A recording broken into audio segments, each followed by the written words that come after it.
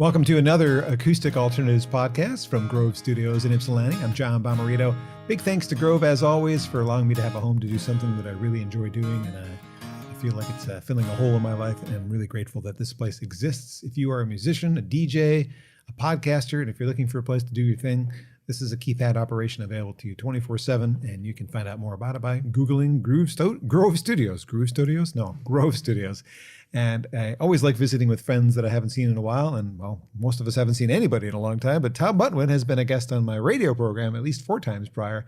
And today, Tom is my guest on Acoustic Alternatives. Hello, Tom. Hey, John. Great to see you again. Great to see you. Thank you for having me in the new home. The new home, the home for now. New to me, at least. Yes, right? well, yeah, it's been my home for, I don't know, September or something like that. Yeah. It's been a lot of fun doing it. And let's take a look at your life after we have you do a song. Oh, what would you like to start with? Okay. Well, I want people to stick around. So once they hear you sing, they're going to stick around. Just talk for 45 minutes before I play. No. We'll do a relative. I think I've done this one on your show, but I brought newer / older stuff. But we'll do a song called Little Bird. Oh yeah, I do love this one because you have done this one. It's Tom Butwin on Acoustic Alternatives.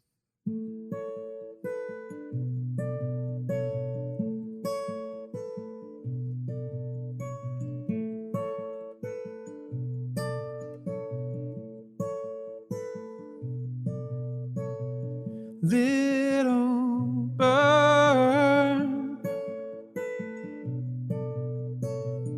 I never meant to hurt you. I knew that I would. You flew yourself right out of my view.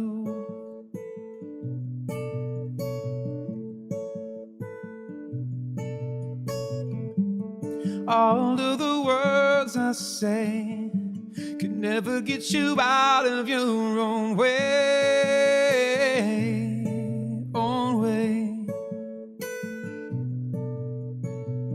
Little bird, never got to hold you, but I would if I could stop myself, or I should.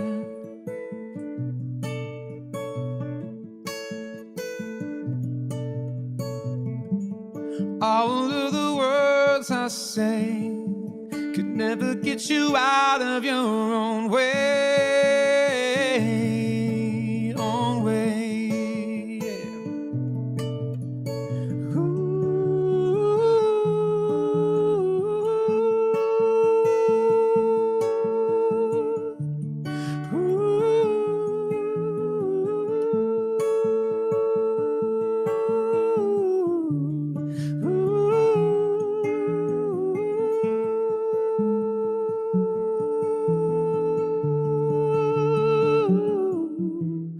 Oh no,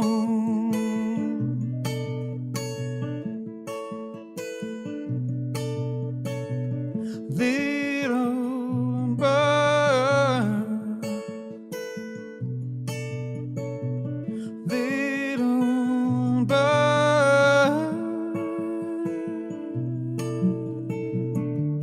I never meant to hurt you.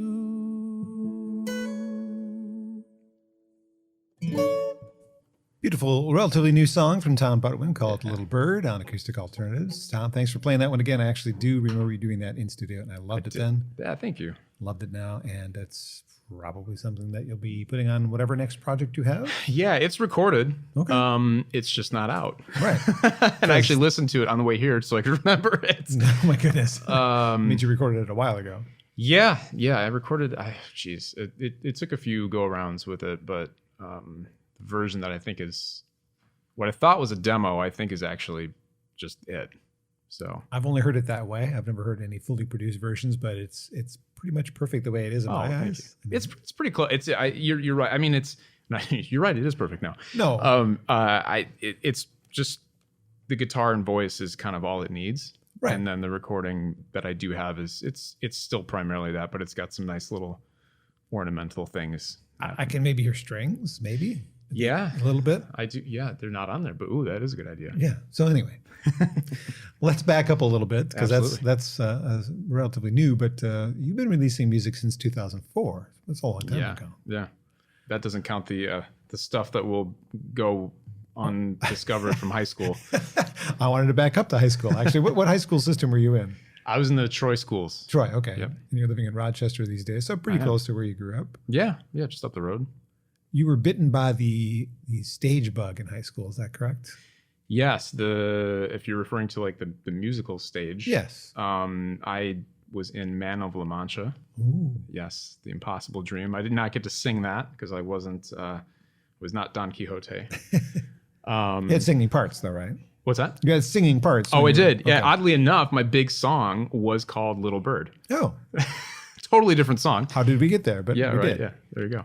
But yes, I did. Yeah, kind of bitten by. I mean, I was bitten by that bug at a very young age. But I finally got to do a musical in high school, and it was a blast. And I wish it's my only regret from that period of time was not doing more of that. I was gonna say 4 years and you only did one. Really? Yeah, they bugged me for every year, and I stupidly didn't go for it until my senior year. So were you already like singing in ninth grade, but didn't really try out to be? Yeah. I was singing like the rock and pop, kind of stuff, and I hadn't really ever thought I could do that type of thing. And I don't know that I did think I could do it even after I did that show my senior year. So, well, it took me to my senior year to stop being on stage and get enough guts to be on stage too. So I totally get it. I mean, I was just helping backstage and really loved the atmosphere and thought I would try out for at least a speaking part. So I got to play Officer Krupke, and it was my favorite memory of high school is being on stage in West Side Story, of course. And knowing that musical back and forth because I was just understudy to Doc and that. So all I had to do was sit there and listen to everybody's lines over and over. Right. And it was a pretty special part. So I get it. But then you started performing your own music at some point, and you took, in my mind, more of a John Mayer approach to performing as opposed to the musical stage kind of performance. Yeah, absolutely. I mean, it took me, I personally, when I look back at my career, unfortunately, I loved John Mayer, and I got kind of obsessed with the guitar player aspect when really it took me a long time to figure out that wasn't really my bag. And it took many gigs fronting a blues trio, which I had no business fronting, running out of guitar tricks very quickly. Kind of to realize like vocals were what, see, I can't even hold one and not improperly use it. Vocals are really where I should have been focusing my attention and efforts, but my love for Mr. Mayer early on definitely pushed me in the more let's be a guitar hero. I was really a guest just based on your earlier records. They had that kind of feel to them. Absolutely, yeah. Absolutely. Was there other folks who influenced how you ended up writing songs and becoming a performer of your own? Yeah, I mean, I listened to a lot of Dave Matthews. Mm-hmm. At that time, I think I was a little bit narrow-minded during my formative songwriting years, which is cool. There's a lot of like interesting things that came up for me out of those kind of very specific singer-songwriter, early 2000, mid 90s type things.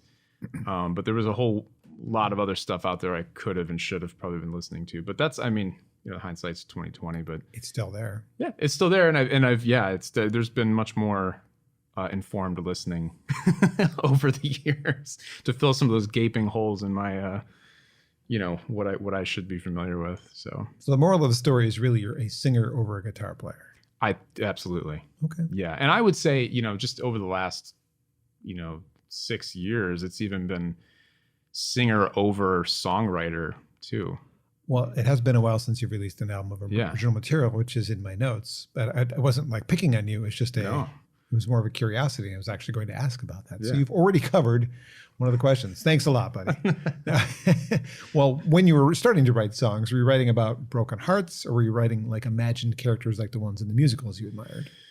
So I think I'm gonna keep laying blame on John Mayer and Dave Matthews, but no, actually not John Mayer, because his lyrics are quite brilliant most of the time. I think I listened to a lot of stuff that when I was learning how to write songs or trying to write songs, I didn't focus as much on lyrical content as I think I should have. I think it came out there are interesting things that would come out, but I wasn't really going for like a narrative or characters, or I had stuff, happening in my head, but it would be little snippets of like, here's a cool line, here's this. And, and I think that came out of listening to a lot of Dave Matthews. And it's not to say that his lyrics don't have meaning, they do, but sometimes they can be kind of disjointed and nonsensical. And maybe you think it's about one thing, but he was thinking something totally different, which is cool. And it's great. And, I go back and listen to my own early stuff sometimes, and I'm like, what was I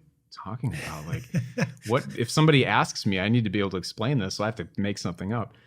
But it was, I mean, of course, the broken heart thing, and this is probably all in there.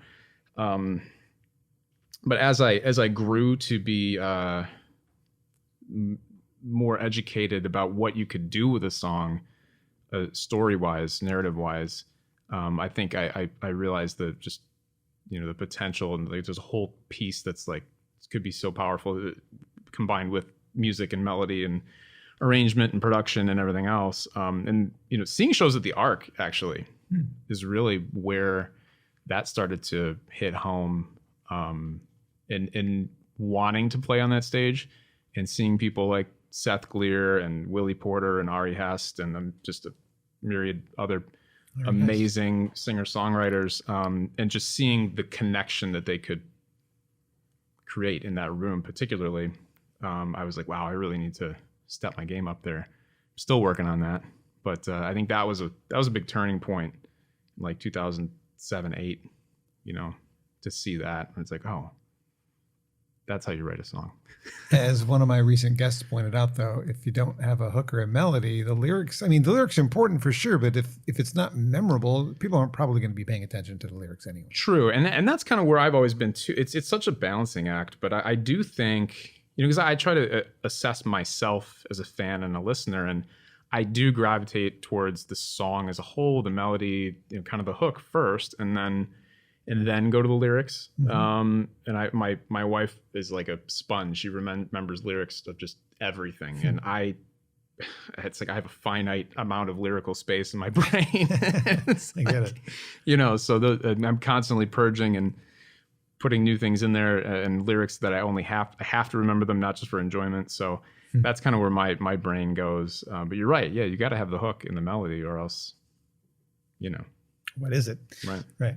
Well, back to your young you, a lot of young people play guitar and sing. Not a lot of them pursue music. It's like how many kids play baseball or football and actually like follow that as a career. Not as many.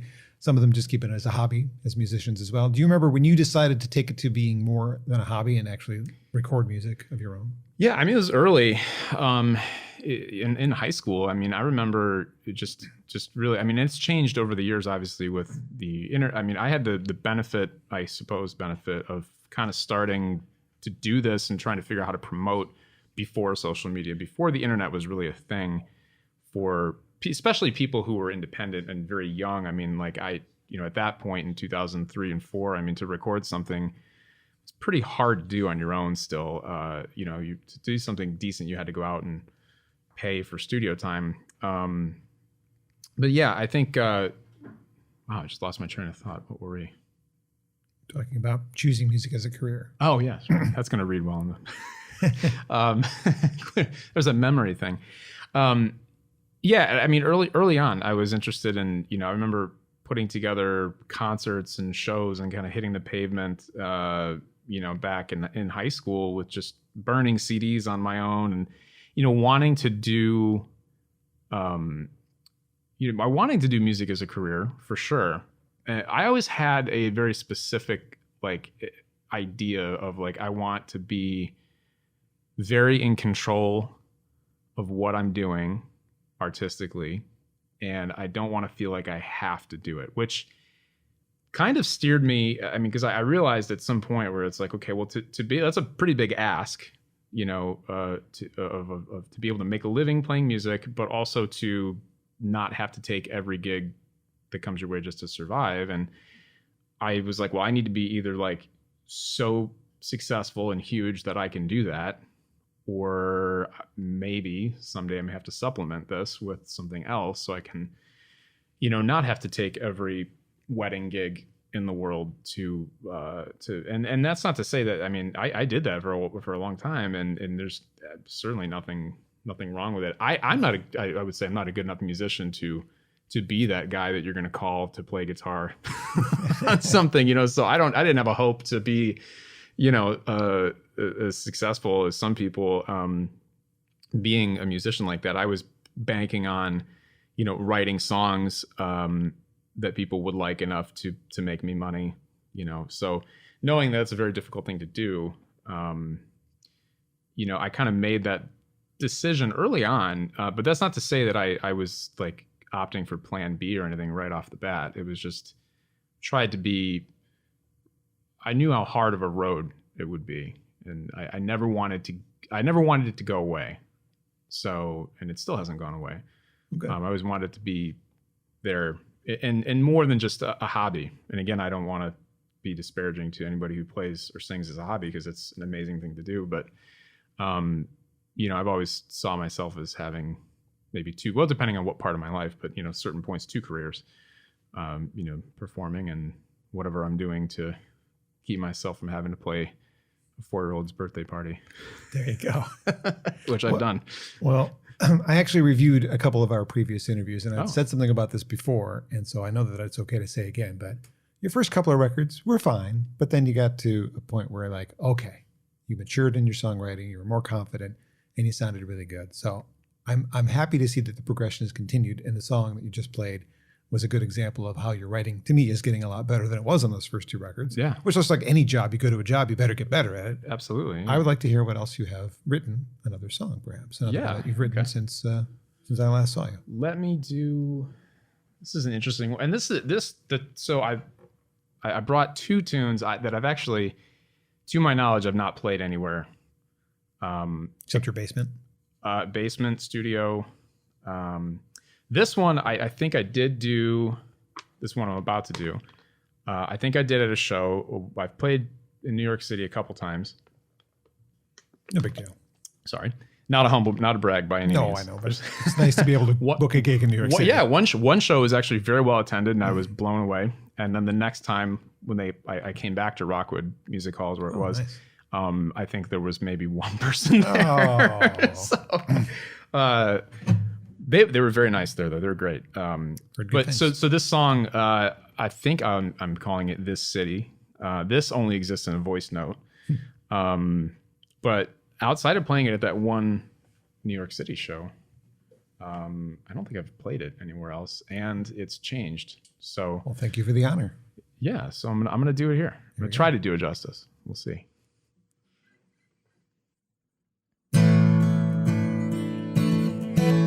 This city never sleeps. Our heart is thinking in leaps.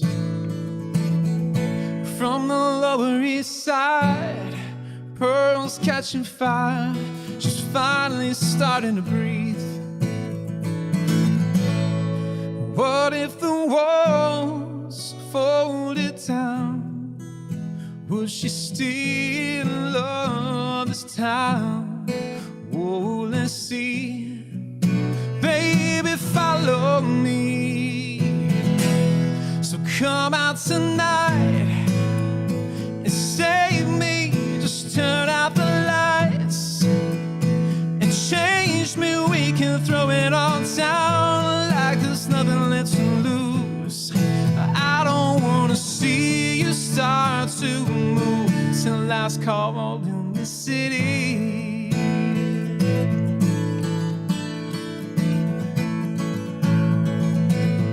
City streets tell a blinding story. Subway steamers crawling into me. On a rooftop bar, it helps her see so far. She's finally following me. All day she watches her feet, crossing over spots where they used to meet. Radio City's never far. It makes her think of Christmas and walking by the water. What if the walls folded down? would she still love this town? Oh, let's see. Baby, follow me. So come out tonight and save me. Just turn out the lights and change me. We can throw it all down like there's nothing left to lose. I don't wanna see you start to move until last call in this city. Oh, oh, oh, no. Oh, oh, no, no, no. Oh, oh, oh. So come out tonight and save me. Just turn out the lights and change me. We can throw it all down like there's nothing left to lose. I don't wanna see you start to move. Yeah, so come out tonight and save me. Just turn out the lights and change me. We can throw it all down like there's nothing left to lose. 'Cause I don't wanna see you start to move until last call in this city.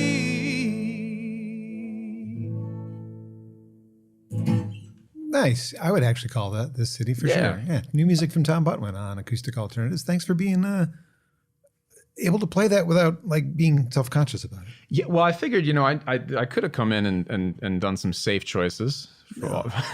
Not that I have hits, What's but the point? things that I'm more comfortable playing. But I was like, no, you know what? You've pushed me. Pushed me, not knowing it. I don't. Maybe you do know it, but like, because I sent those first two records you mentioned. Yeah. I sent them to you, and you gave very honest feedback. I was still at WHFR back in those days. If I remember. Yeah, and I really appreciated it. I mean, they were good. They just weren't as good as this and Hereafter. It was was a leaps, bounds and above what you were doing. Thank you, and it was good because I mean, there's a lot of things pushing me at that time, and you were definitely one of them. Thanks. Which I do appreciate, and I'm like, well, I need to push myself a little bit when I come do this podcast. Well, there you go. I'm glad that I can inspire you in any way, shape, or form. I admire your talent, and I appreciate your friendship for sure.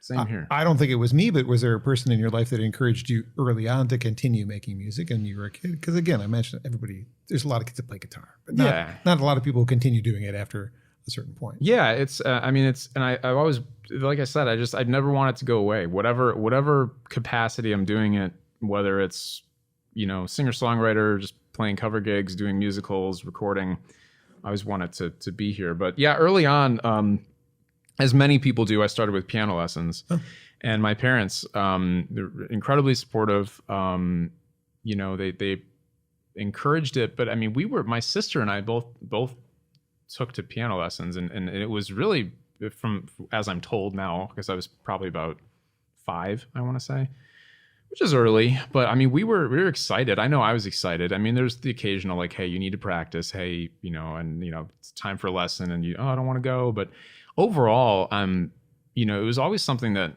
I mean, I remember going to the piano store with my parents and just being fascinated. I was like, oh my gosh, we're going to have one of these. Like, this is amazing. Like, and I get to learn how to play it, and I never became a great piano player I can play, but that's where it started. And I mean, they were always very encouraging, still are. But yeah, I mean, without that, I don't know that I'd be doing this. Right so now. Your parents are the answer to that question. Yeah. Thanks, Mom and Dad. Yeah, thanks, Mom and Dad. Hope you're watching. Absolutely. Well, you've tackled a few challenges in your career for sure. 2013-ish, you forced yourself to write a new song every day for 2 weeks, and that turned into what I think was your highlight of your original material so far. Yeah. Were they all keepers? Did you put them all on the record? No. Okay. You were also working a full-time job at this time in between. I was, yeah. So I mean, that's, and that's the thing. Like I did that because as songwriters, you have to finish songs, or else you're not really writing songs. And it's when you don't have a record contract where I have to fulfill 3 albums in a period of time. Right. I mean, it's doing it for yourself. Yeah, I'm doing it for myself, and there's certainly people that are interested and want to hear what I'm doing, but there's not a lot of hard deadlines. That's why I did that, because and I kind of proved to myself, and I do go back to that mentally often in saying like, I had a lot going on, but I managed to, for 2 weeks straight without missing a day. And I think it might have been like 2 weeks and a couple more days, write a song every day, front to back, whether it was good or not, and just finish it, and I did, and it turned into a record. I didn't necessarily plan on that happening, but it worked out. Yeah, it did work out. And it just kind of proved it's like, even if you've only got 15 minutes, just get something down. I mean, it might be a jokey kind of thing, but it's just the exercising of that and really completing something. That's the plight of all of us. I think anybody you'd have in here would probably agree that it's just hard to complete things. I bet. I don't write songs. I don't know. I've written poems, but not songs. It's similar though. It's similar though. I mean, at what point is it done? I don't know. Yeah. Sometimes I'm not really done saying what I want to say. Right. Did you have a backlog of subjects to tackle when you started that project? Did you come into that going, I got all these things I want to write about? Yeah, there were a few things that I really wanted to, sometimes I look at songs like little gifts that I get, or not gifts, but something like, it's hard because like you buy something and you're like, oh, I got this new phone and I'm really excited about it. And I bought it and now I get to use it, or I got a new camera or a new car or whatever. But songs are like that like when you do complete one and you're happy with it, I mean, it is better than anything you could possibly buy, and it's, I had little ideas like I want a song that's like this, and it wasn't necessarily like somebody else's song. A couple of them were that way. It's like I want a song that's like I'm on Fire by Bruce Springsteen. Like I want that. And then I tried, and I came up with a song called Harmony, which doesn't sound anything like on Fire. It's a darn good song. Thank you. But there's things like that. Then there were subjects that I wanted to hit, and a lot of which I did. Some I didn't. But yeah, it was. And I did not go into it with like a safety net. And I just noticed your shirt. I was going to get to this. You're ahead of me, so hold on. I will. But I didn't go into it with a safety net because I think I actually did this with a great friend of mine to keep myself honest. Is we would both write songs separately with one another, but we had to submit them to one another at the end of every day, a recording of it and also a written or typed, emailed version of the lyrics. So that way we could both have someone to answer to. Would you do it again? Would you force yourself to say, write a song for 2 weeks? I think I would. Good. I think I would. I thought about it. Good. I'm writing things in a different way now. But I feel like we're doing something chronologically, so I won't go there yet. But yeah, I think I would. Yeah. Well, then chronologically, yes. You've noticed the shirt, which inspired, the shirt choice was actually inspired by something you did. Okay. Which was 52 covers. Now, Ari wrote 52 original songs, Ari Hest. And that inspired you. I know a couple other people had done it and inspired you, but you decided to consider picking some of your favorite songs and covering them. Why? It was a few reasons. One, I wanted to kind of beef up my internet presence. And you've got over 1 million views total, right? Well, on the channel, I think it's like 3 million views, which is... It sounds like a lot. I mean, in the grand scheme of YouTube, it's nothing, but it's fine for a non-touring musician. That's not what you do for a living. That's pretty good. It's okay. But I wanted to beef that up a little bit. Content, when I did that, I think it was 2015 or 16, 2016. 2016. Yep. In my notes, it says so. It is 20. Your notes are probably better than my memory. But I one, to do that. Two, I mean, you're just creating promotional material. Mm-hmm. But three, you mentioned Ari Hest, and he did 52 covers, and I mean, like originals. I'm sorry, not covers, originals, which is an unbelievable achievement. I know there's been a few other people who've done it as well, and I didn't believe in myself quite enough to be able to do what he did. But it was certainly that project inspired me, and another long commitment to something. That 2-week deal was private, so if I had failed, it wasn't being broadcast out to anybody. But once I announced the 52 covers thing, I mean, you're kind of committed, and now I'm looking for them. And people did start to look for them, and I got some great opportunities from that, even years after I finished it. So yeah, I mean, it really was just another exercise, but with filming things and editing and recording and everything else. And that one I did give myself a little bit of a pad with like, I think 5 or 6 videos in the bank, which quickly ran out. Well, did you have a couple that you were the most proud of during that time? Like, as you look back on this project, would you say, oh man, these are the ones I'm really proud of. These turned out great. Yeah. There were a few, and I'm trying to remember right now which ones those might have been. No pressure. It's okay. I'm just curious. Yeah, there was, well, I'm on Fire. I did I'm on Fire, and the Springsteen song. I really like that one. I did Human Nature, Michael Jackson song. I liked that one. There were a few, I kind of call myself out, but at the same time pat myself on the back. There were a few musical theater tunes that snuck in there, and it was kind of cross promotion because I was crazy enough to do 52 covers and put out a musical theater album at the same time. Yeah, that's a little crazy. But so a few of the weeks were actually clips or songs from that album, which was good and bad.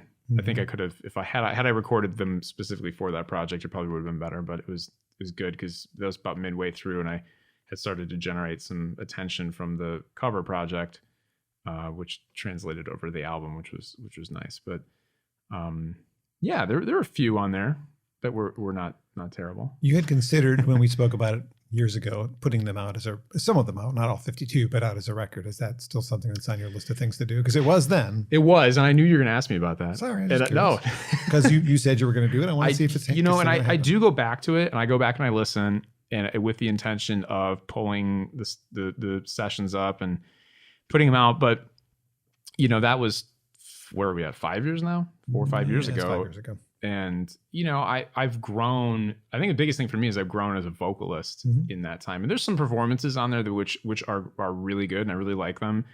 And I would consider doing that. I wouldn't put all 52 out. No. I would expect you to. Yeah. I mean, maybe 15. Yeah. I don't even know if it'd be that many. I don't know. The best ones. The ones that got the most views, maybe. Yeah. Well, that's always a surprising thing, is what I thought was going to get, views ends up not being. Don't let your fans tell you what the best ones are. Then. Exactly. Choose the top 12. Then. Yeah, put those records. I'll have to go listen to those again. Because the last time I did it, I went and listened, and I said, no, that's not where I am right now. I don't feel like It might make a viable product to sell when you can start playing shows in front of people again. True. It's something that people will want to pick up, because you're doing at your shows a combo of covers and originals anyway. Yeah. Yep. So it might be a nice little additive to the merch table. Yeah. Just an idea. Yeah. I like John, trying to help you out. Well, you have. You do. I know. Well, I don't know that would have caused any fear of you turning into a covers artist, because you still do write original music. You've just played me too. Did that ever cross your mind? Like, gosh, if I do this, then people are going to think I'm only a covers artist. Yeah, I mean, that did cross my mind. I guess sometimes I'm confused. What I worry about is am I in too many different worlds to be effective as an artist? I'm in the musical theater world, and I've garnered some attention for that. I'm in the original world, singer-songwriter-y type thing, and I'm have had some points at my career where I've gotten some attention for that. And then I do a lot of covers too. And at bar gigs, people want to hear that. Yeah, exactly. I mean, because sometimes it's just you don't have a choice if you're going to play out certain places.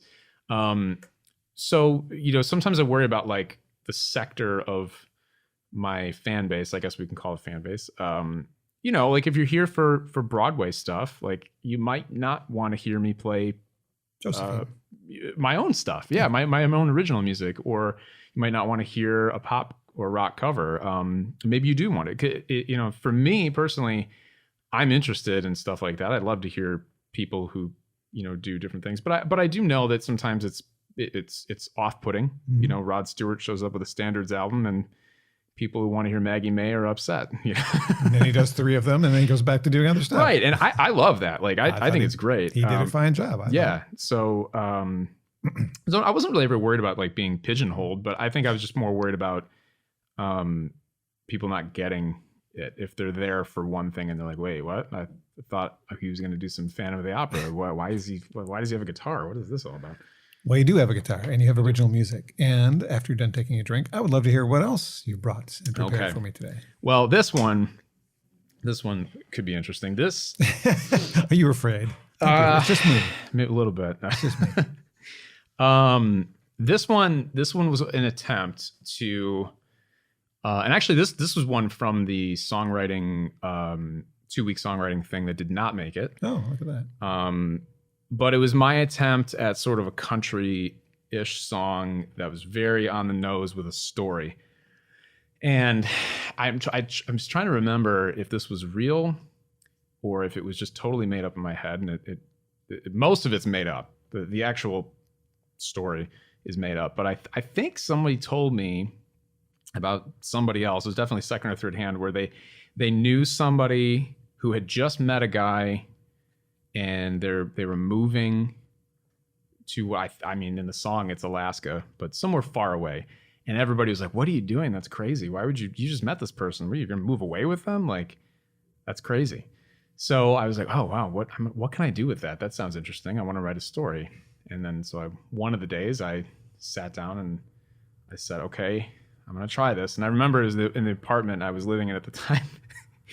With my roommate, I actually went into my closet and shut the door, which I wasn't doing because I didn't care if you heard what I was writing. But this one, I was like, it was so unlike anything I had done that I was like, I am going to go as far away as I possibly can and bury myself amongst all of my clothes and socks here to write this. So I'm going to see how this goes. I haven't done it. Does it have a title? This one, it doesn't, I don't think. Maybe I'll come up with one while you're So this is very unlike anything I do. So it's probably why it won't ever really see the light of day beyond here, but it'll be a fun one, I suppose. Am I allowed to swear on this? Okay. I won't. It's nothing egregious, but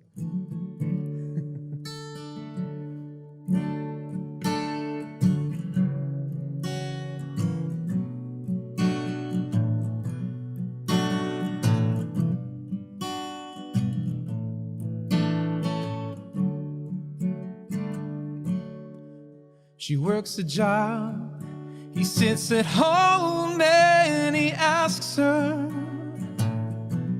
to get him beer and cigarettes every day.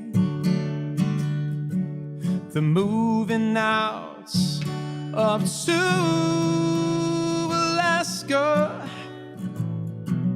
to work the land, at least that's what he said.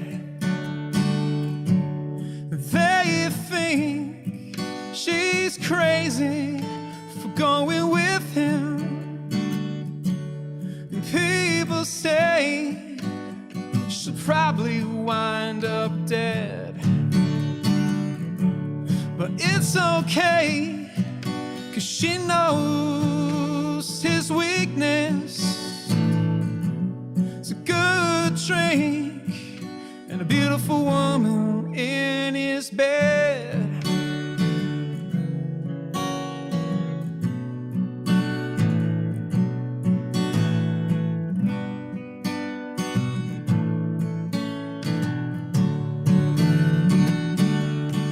Hitched the trailer and packed all their shit up. They hit the road, they left nothing behind.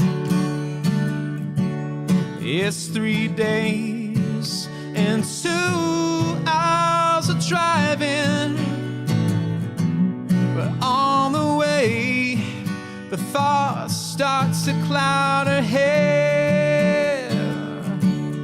They think she's crazy for going with him. People say she'll probably wind up dead. But it's okay, 'cause she knows his weakness. It's a good drink and a beautiful woman in his bed. Oh, they left their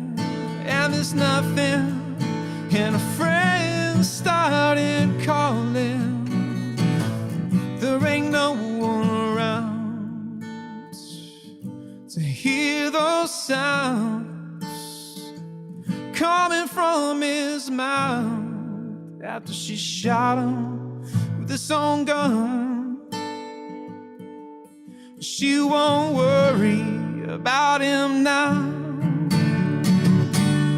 But they say, oh no, she's crazy for going with him. She never planned on him winding up dead. And when the cops came, oh, to arrest her, she said her name and could finally rest her head. Oh,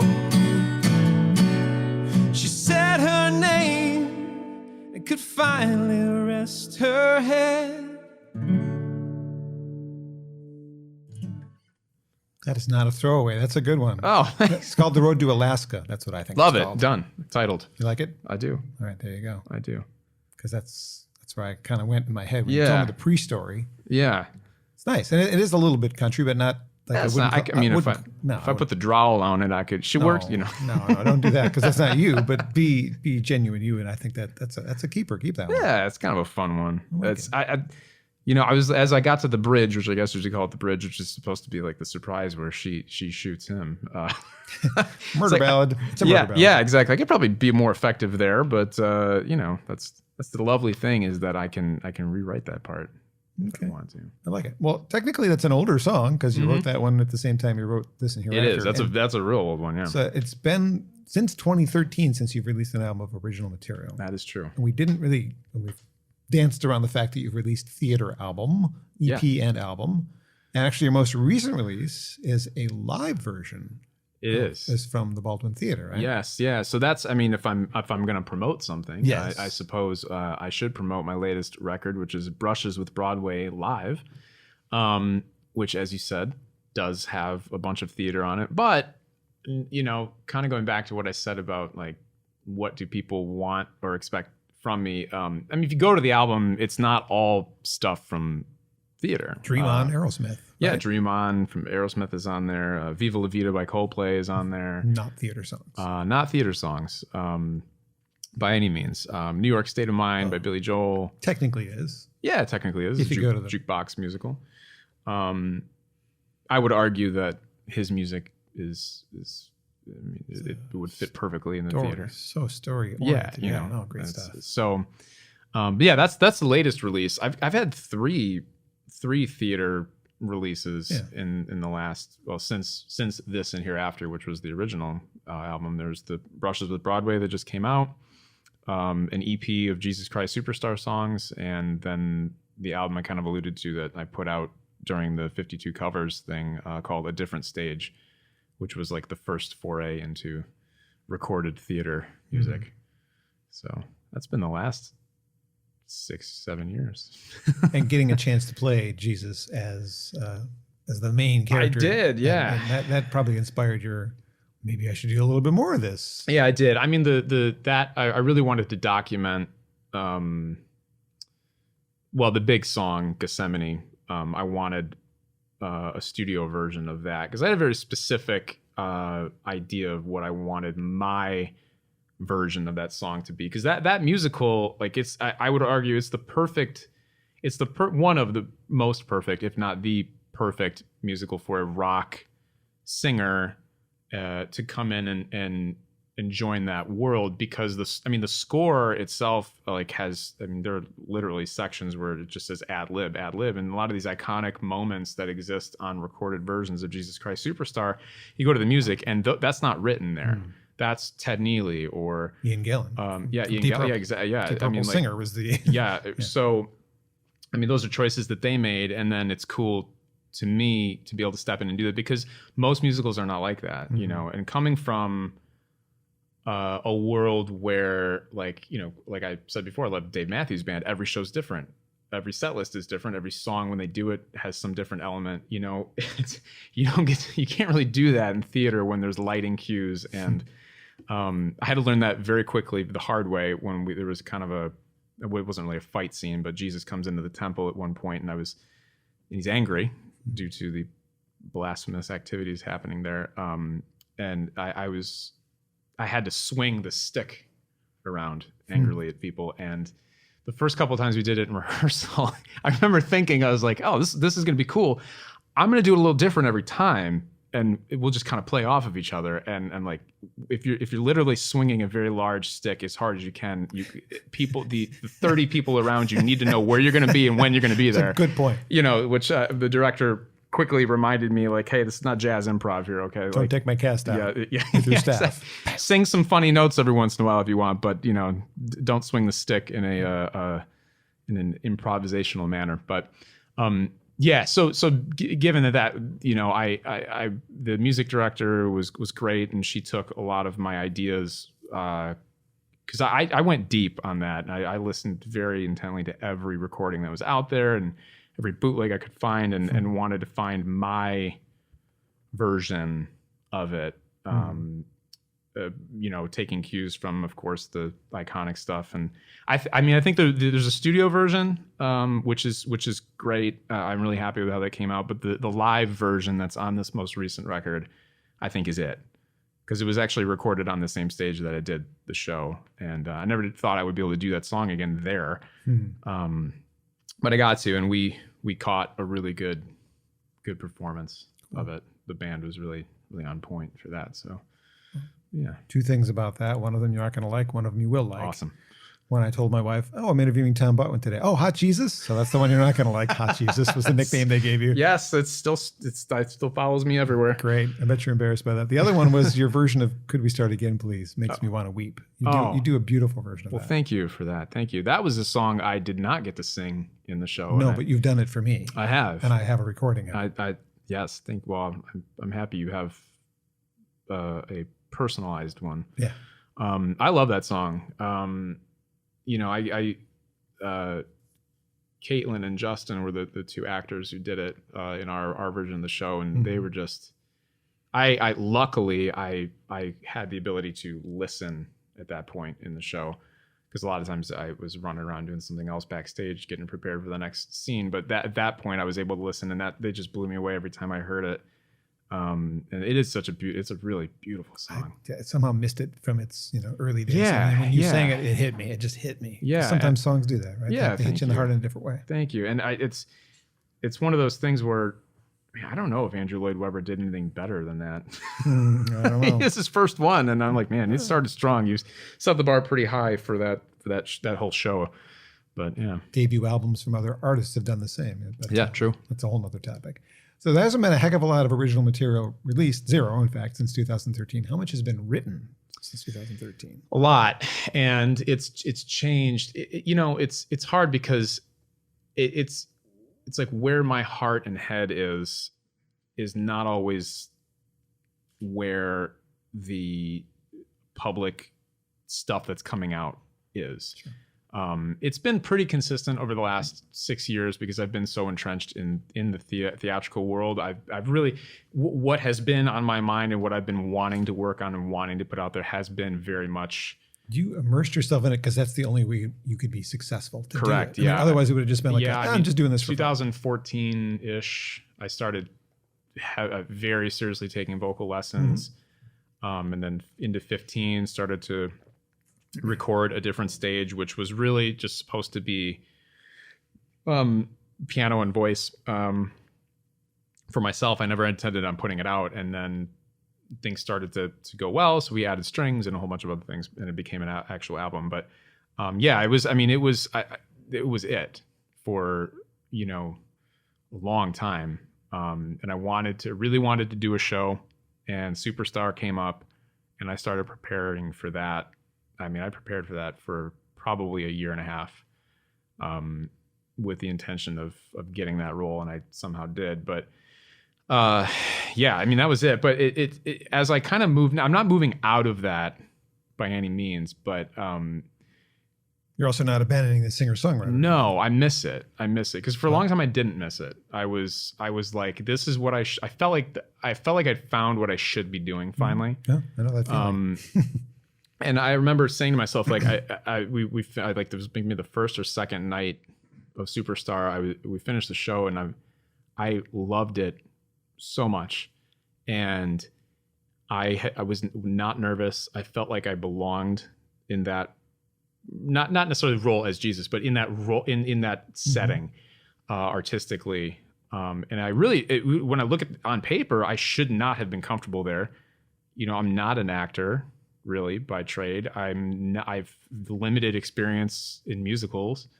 But I felt so at home, and I think it came across in the performances. And then I would compare it to original shows that I was doing, and I've been doing that for 20 plus years, and I felt out of my skin sometimes in those, like more maybe as an imposter. I felt like, you know, I was like, oh, I shouldn't be up here, I shouldn't be doing this, like they're going to see right through me, these songs aren't any good, like, you know, that kind of stuff going through my head a lot of times when I'm doing these original shows. And I'd never felt that when I was doing that show. And then a lot of the theatrical stuff I did afterwards, I just felt so at home. And I think that's what kind of put me into that direction. It's like, well, this is where I belong, this is what I should be doing, you know. Okay.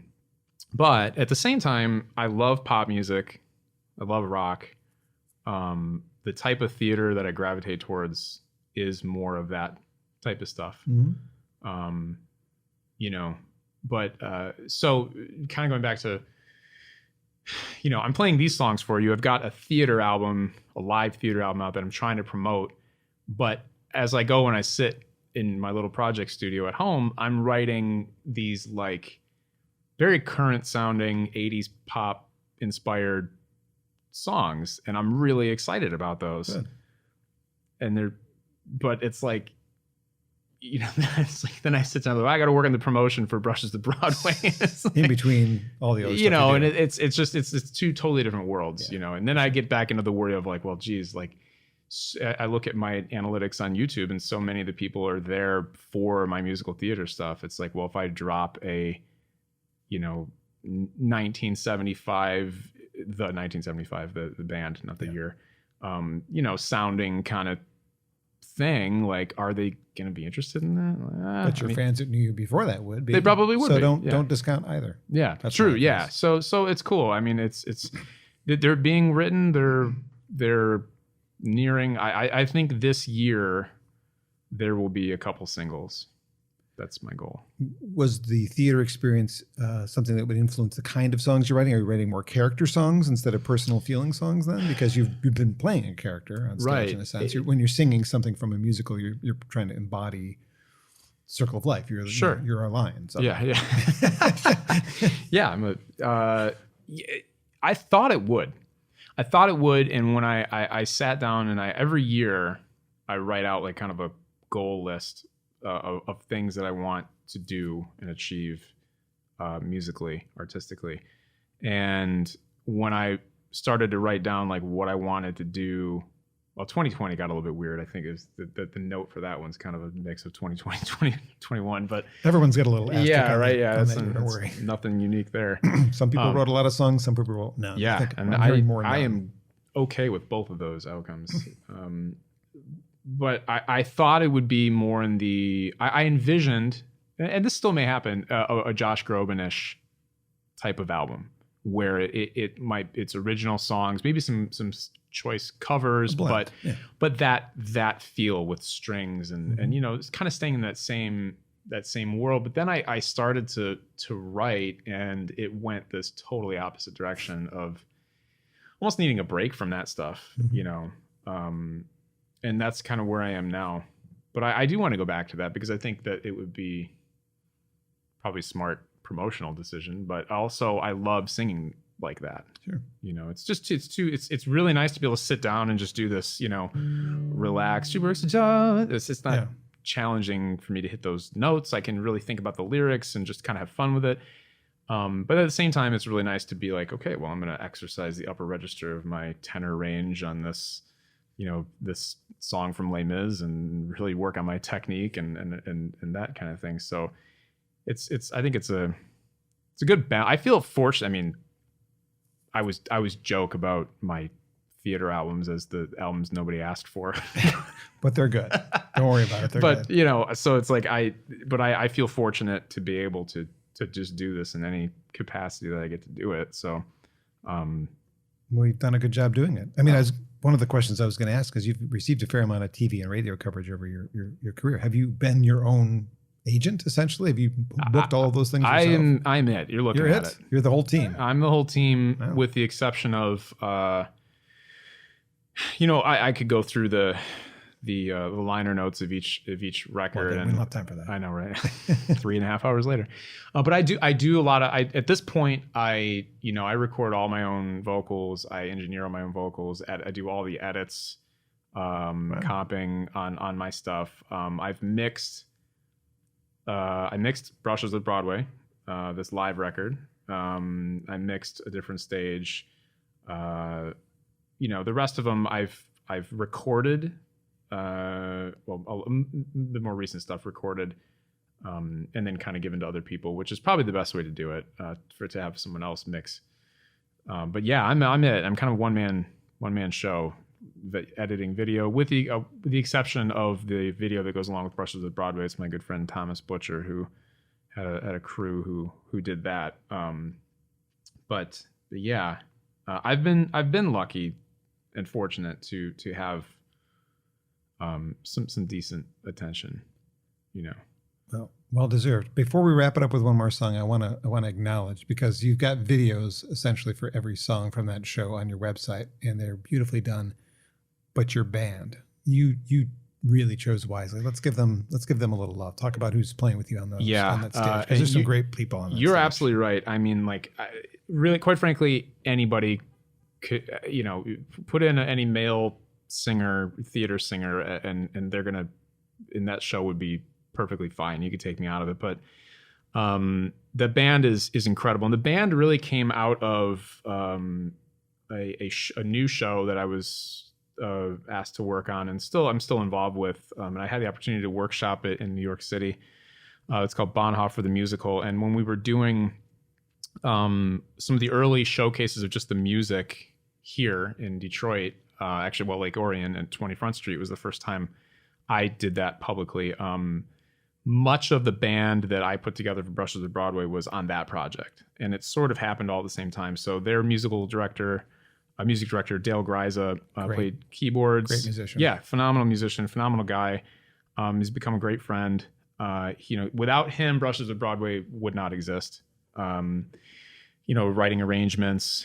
We had a phenomenal, probably one of my two favorite drummers in this area, Quentin Joseph, who's played with Mayer Hawthorne and just a ton of other great projects.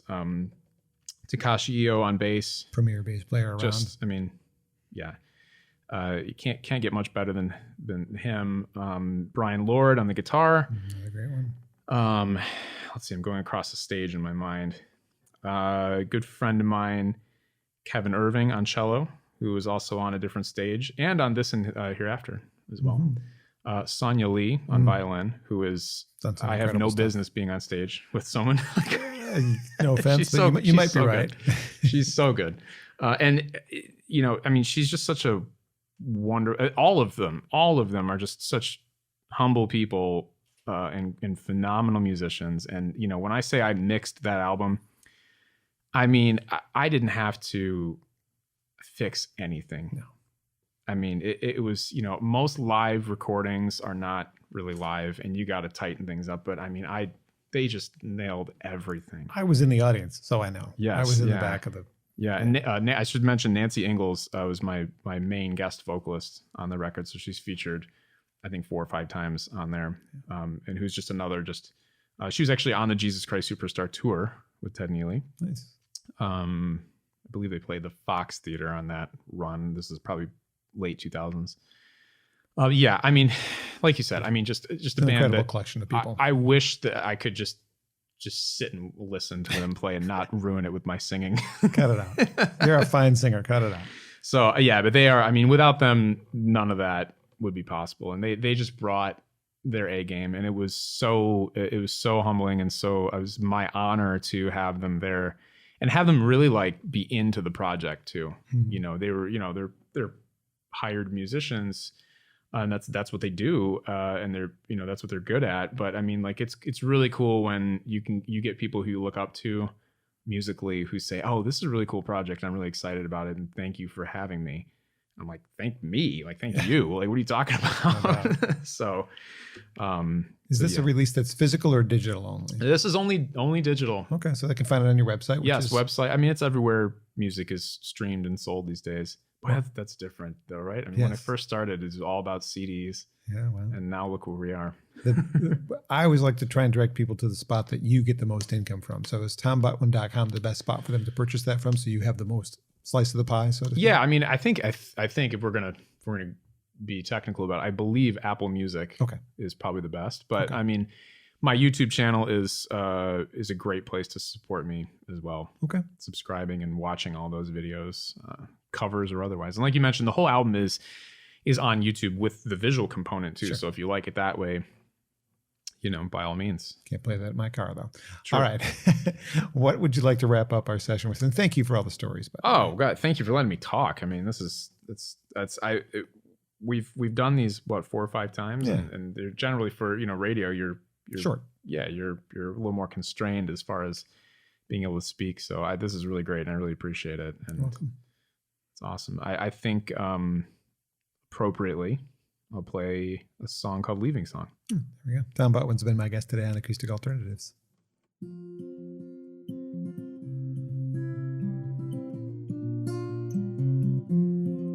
Break the water, feel your feet on the bottom sinking in. Climb the ladder, pull yourself out, realize you're never in too deep.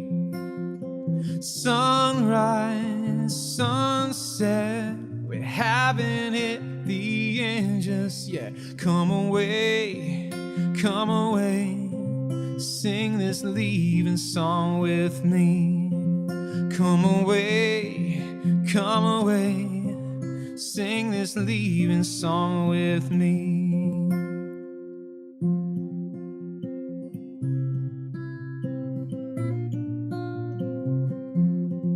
Summer's here, feel the wind off the water rushing in. Hear the singing in your sleep, realize you're never in too deep. Sunrise, sunset, we haven't hit the end just yet. Come away, sing this leaving song with me. Come away, know this story's short but sweet. It's obvious when the day's done, what we did will always live on. Oh, it's obvious when the war's won, we should have spent more time on fun. Come away, sing this leaving song with me. Come away, know this story's short but sweet.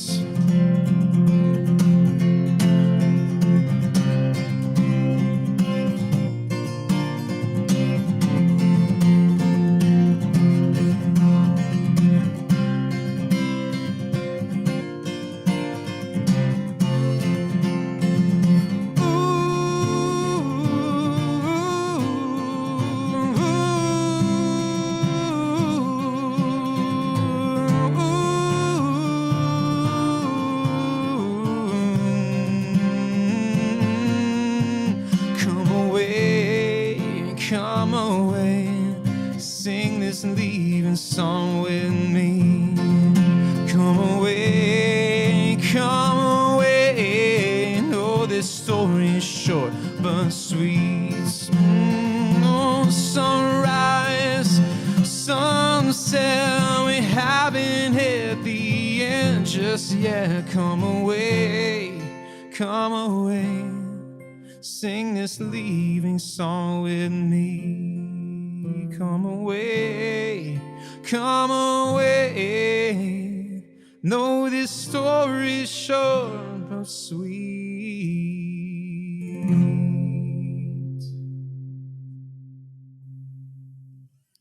Tom Butwin on Acoustic Alternatives. Tom, thank you so much again for being here. John, thank you. Good to see you, and I look forward to hearing more of the stuff that you've been working on quietly in the house and keeping under wraps, and we'll talk about it again another time, I hope. Awesome. I would love to. Presumably the next guest on Acoustic Alternatives is going to be one of my favorites from the national music scene. Liz Longley is expected to join me, so look forward to that. Tom, thank you again, and we'll be back with another Acoustic Alternatives from Grove Studios.